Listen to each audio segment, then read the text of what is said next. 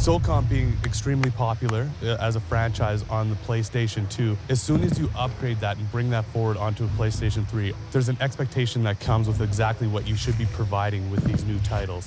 One of those things that's really important, especially in Socom Confrontation, being a multiplayer-only game, are all of these sounds. The sounds of the weapon, the sounds of the clanks of the shells hitting the ground, the ambience, absolutely every little nuance. That's going to be what explains the game to the player.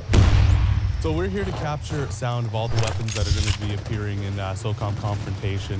Well, I think it's really just an excuse for a bunch of guys to come out here and blast the crap out of the hillside with a bunch of cool guns.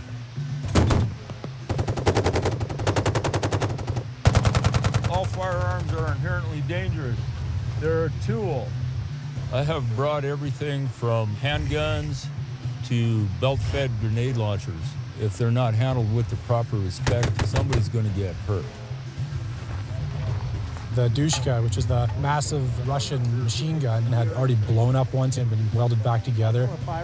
The armorer told us afterwards that there was actually a really good chance that it could have blown up again right there. It's an awfully impressive weapon to hear fired too, in full auto mode. It's big, loud, and bad. All the 50 calibers often create the big boom, but a lot of the 9mm, the M16s, and the P90, those all sound great because they produce a higher frequency sound blast, so those echo really nicely off the canyons and will cut through some of the wind. We need a lot of microphones when we're out in the field because you're just not sure what you're going to bring back.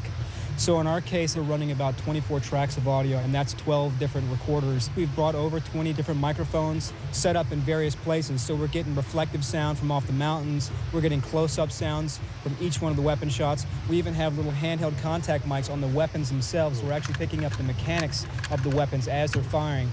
So it's not just about the loud bang of the actual cartridge being fired. It's about all the little mechanics inside of the gun that we need to capture.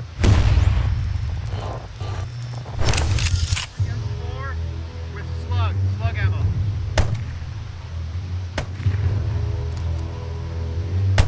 Weapon spray, weapon recoil, being here and actually being able to see how these weapons actually react in a real world situation really helps to transfer a proper simulation into what we're trying to provide the player.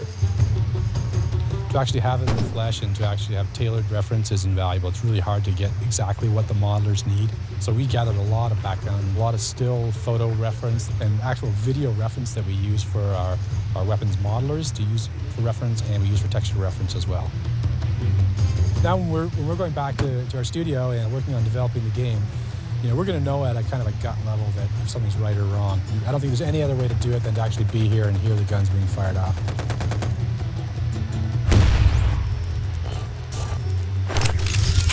So the weapons are always a core part of Socom, any Socom title. But with Socom Confrontation, we're able to add in a sound occlusion system. So this really plays out to great effect when you're playing in an urban environment with tight alleyways and rooms and courtyards. You'll be able to distinctly tell where gunshots are coming from. And the sound sounds much different. It's not just volume scaled down, so it's quieter. It actually has a filter on it, so you get more of the low bass and less of the high frequency. You can tell if they're coming from within the courtyard or alley that you're in, or around the corner, or on the other side of the buildings.